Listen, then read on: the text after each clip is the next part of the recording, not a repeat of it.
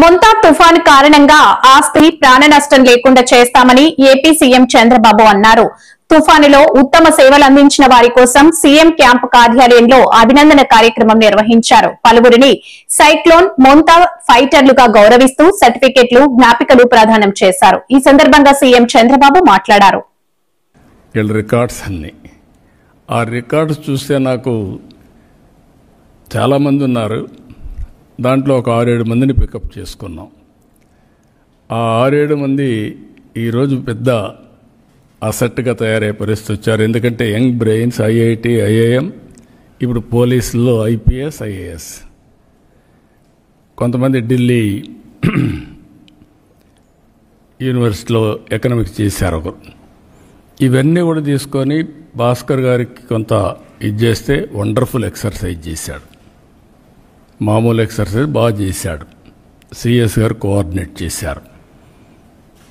First time preventive measure కింద తీసుకున్నప్పుడు మీరు చూస్తే ఎంత బాగా చేశారంటే ఒక టీం కింద లాస్ట్ మైల్లో ఉండే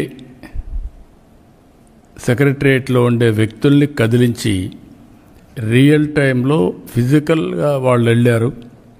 టెక్నాలజీ సపోర్ట్ ఇచ్చాం. ఇది వండర్ఫుల్ ఎక్స్పీరియన్స్. ఈరోజు ఇక్కడ మీరు చూస్తే ఒక 5-point ఫార్ములాతో ఈ తుఫాన్ని ఎదుర్కోవడానికి ముందుకు పోయాం. 0 డెత్స్ ఉండాలని చెప్పి కోరుకున్నాం. ఎక్కడ ఎవరు చనిపోకూడదు. అదే సమయంలో ఆస్తి నష్టం, ప్రాణ నష్టాన్ని పూర్తిగా కాపాడాలని ముందుకు పోయాం. ఎప్పుడైతే ఇది పెట్టుకొని పోయామో ఒక 5 పాయింట్స్లో మీరు చూస్తే monitoring, alert mechanism, rescue operations, rehabilitation, normalcy, ఈ 5 ప్రిన్సిపల్స్ పెట్టుకొని వెళ్ళాం. తుఫాన్ని వచ్చినప్పటి నుంచి ట్రాకింగ్ మొదలుపెట్టాం. ఐఎండి మిగిలినటన్నీ ట్రాక్ చేశాం. చేసిన తర్వాత ఉండే ఎక్యురసీలో ఇంకా పర్ఫెక్షన్ రావాలి. దానికోసం ప్రయత్నం చేస్తున్నాం.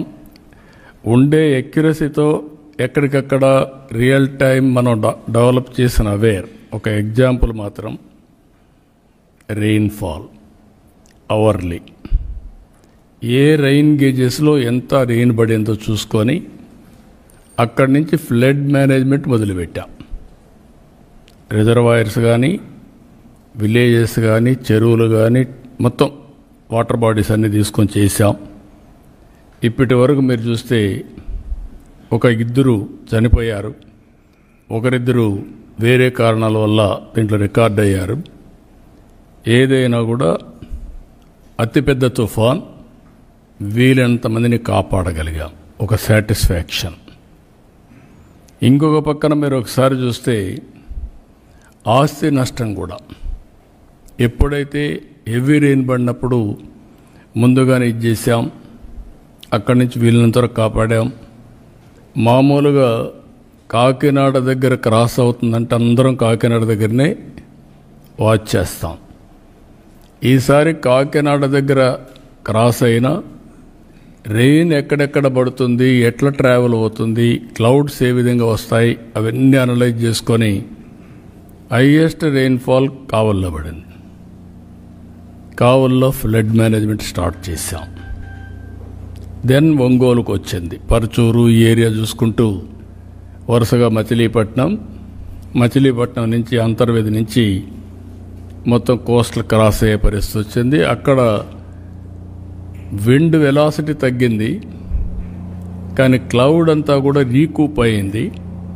దీనివల్ల హెవీ క్లౌడ్స్ ఫార్మ్ చేసుకుంటూ ఇక్కడ క్రాస్ అయింది. ఇక్కడ పెద్దగా అంటే క్రాస్ అయింది, రెయిన్ తక్కువ ఉంది, విండ్ ఉంది.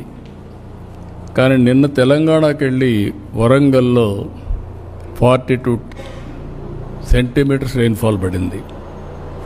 అది మళ్ళీ ఛత్తీస్గఢ్ ఆ ఏరియాకి పోయి అక్కడ కూడా హెవీ రెయిన్స్ పడే పరిస్థితి, ఒరిస్సా అంతా పడే పరిస్థితికి వచ్చాయి. దీనివల్ల మనకు చాలా వరకు ప్రివెంట్ చేయగలిగాం. రెండో పక్కన మీరు చూస్తే ఇక్కడుండే దీంట్లో డ్రోన్ కార్పొరేషన్ డ్రోన్ కార్పొరేషన్ ద్వారా డ్రోన్స్ పంపించాం. వాగులో పర్చూరులో ఒక అతనైతే షేక్ మున్నా అనే వ్యక్తి కొట్టుకొని పోతా ఉంటే డ్రోన్తో ఐడెంటిఫై చేసి అతను కాపాడుకోగలిగాం. ఒక ప్రార్థనా మందిరం చుట్టూరు వరద నీళ్ళు వస్తే ఐడెంటిఫై చేసి ఒక 15 మందిని మనం కాపాడగలిగాం. అదే మరి ఎక్కడికక్కడ వాటర్ వచ్చినప్పుడు ముందుగానే జాగ్రత్తలు తీసుకొని మేము వచ్చిన ఇన్ఫర్మేషన్ అంతా కూడా మీకు పంపిస్తే మీరు చాలా సమర్థవంతంగా యాక్ట్ చేశారు.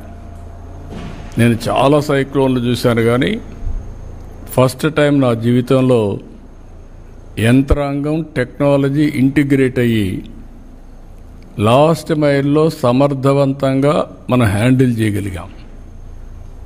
ఒక గ్రామంలో ఉండే వ్యక్తికి టెక్నాలజీ కానీ లేకపోతే తుఫాను కానీ ఎట్లొస్తుంది ఎప్పుడు వస్తుంది తెలియని పరిస్థితి నుంచి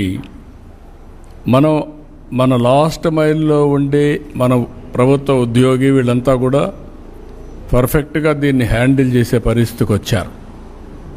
దీనివల్ల ఒక మాటలో చెప్పాలంటే పెను ప్రమాదం తప్పింది. ఇది ఒక ప్రూఫ్ ఆఫ్ కాన్సెప్ట్ మాత్రం. ఇంకొక పక్క మీరు ఒకసారి చూస్తే దీనికోసం 602 డ్రోన్స్ పెట్టుకున్నాం. ప్రిపేర్డ్నెస్ పర్ఫెక్ట్గా చేశాం.